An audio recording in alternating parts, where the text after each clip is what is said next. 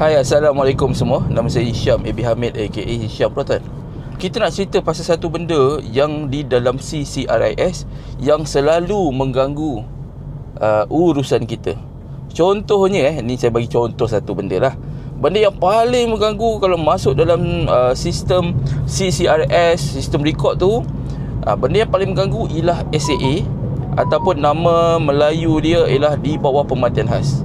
Kalau anda perasan, anda boleh download CT05 punya report tu yang berbayar, maklumat sikris tu akan termasuk sekali. Jadi kita boleh tengok dia ada banyak kolom. Dia ada kolom pertama, kolom kedua, kolom ketiga.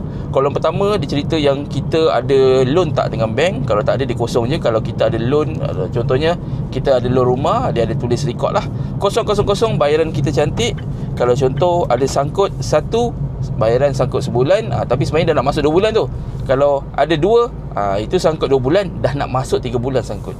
Jadi bawah daripada record yang kita buat loan tu, yang loan rumah tadi tu, bawah tu tengah-tengah dia tulis di bawah pemantian khas ataupun SAA. Itu memang dah blacklist dah tu.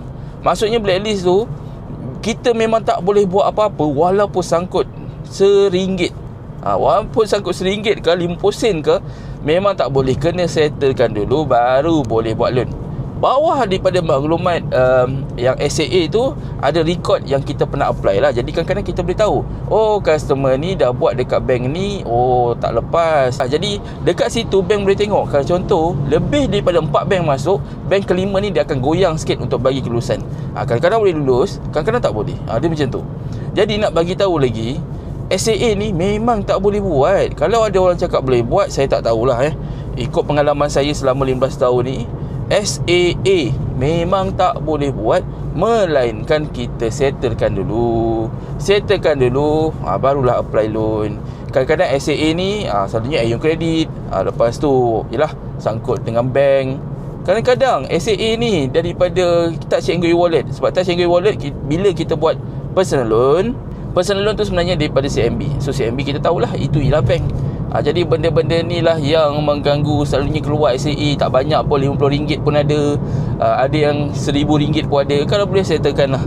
Sebab bila dah settle, kita nak buat loan tu mudah sikit. Jadi apa-apa pun anda boleh roger saya, anda boleh tanya dan kita cuba solve kan. Kalau boleh kita teruskan, kalau tak boleh kita pun surrender, kita pun angkat tangan. Okay, kita jumpa lagi. Assalamualaikum.